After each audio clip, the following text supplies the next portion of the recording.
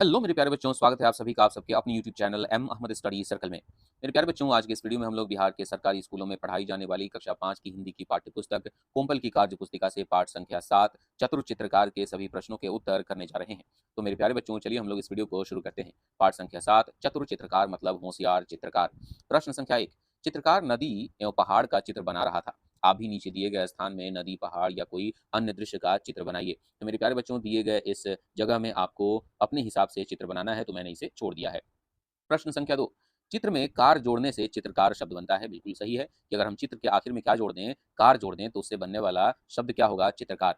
Car लगाकर अन्य शब्द बनाइए। अब हमें क्या करना है? कार लगाकर अन्य शब्द बनाना है। ठीक है, कार लगाकर अन्य शब्द बनाइए। अब यहाँ पे देखिए, उदाहरण के तौर पर चित्र धन कार मतलब चित्र जोड़ कार से बना चित्रकार। वैसे ही कला धनकार कलाकार, संगीत धनकार संगीतकार, मूर्ति धनकार मूर्तिकार, साहित्य धनकार साहित्यकार, कथा धनकार कथाकार और नाटक धनकार नाटककार। या आप इसको इस तरह से भी पढ़ सकते हैं, कला जोड़कार कलाकार, संगीत जोड़कार संगीतकार, मूर्ति जोड़कार मूर्ति जोड़कार।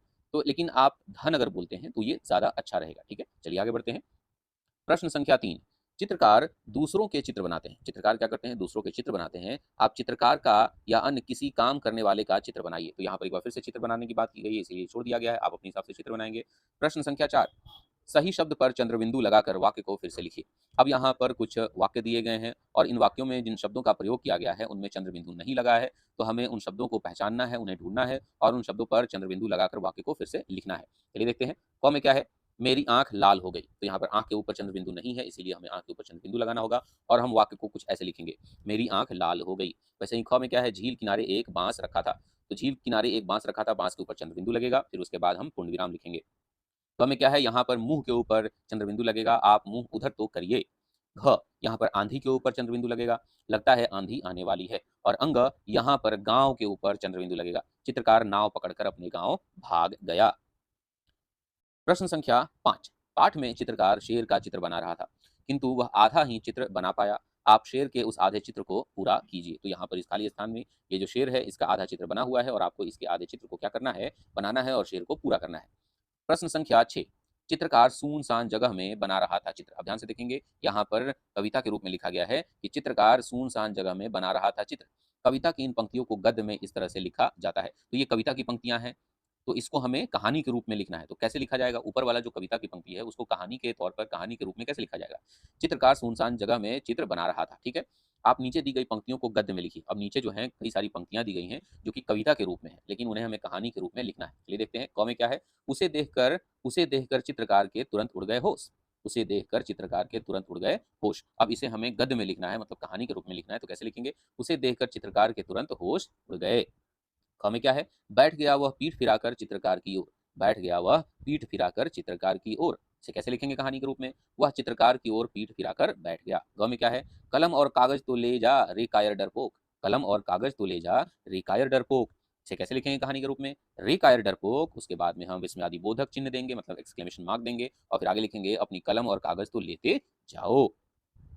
प्रश्न संख्या 7, आपने शेर का चित्र बना लिया, अब अपने मनपसंद जानवर का चित्र बनाइए। तो ऊपर जैसे आपने जो शेर का जो आधा हिस्सा बना था और आधा हिस्सा आपने पूरा किया होगा, उसको करने के बाद अब आप अपने हिसाब से अपने पसंद के जानवर का चित्र ऊपर दिए गए बॉक्स में बना सकते हैं। चलिए देखते हैं प्रश्न संख्या 8, नीचे दी गई पंक्तियों को गद्य में लिखिए। एक बार फिर से, यहाँ पर कविता की पंक्तियां दी गई हैं और इन्हें हमें गद्य के रूप में मतलब कहानी के रूप में लिखना है। क, बहुत देर तक आंख मूंद कर पीठ घुमाकर शेर, बैठे बैठे लगा सोचने इधर हुई क्यों देर। अब ये जो पंक्ति है कविता की पंक्ति, इसको हमें किसमें लिखना है? कहानी के रूप में लिखना है, गद्य के रूप में लिखना है। चलिए देखते हैं। शेर बहुत देर तक अपनी आंखें बंद करके और पीठ घुमाकर बैठा रहा। बैठे बैठे वह सोचने लगा कि इधर मतलब चित्रकार को चित्र बनाने में इतनी देर क्यों हो रही है। ख, चित्रकार ने कहा तुरंत ही रखिए अपने पास, चित्रकला का आप कीजिए जंगल में अभ्यास। इसको कैसे लिखेंगे कहानी के रूप में?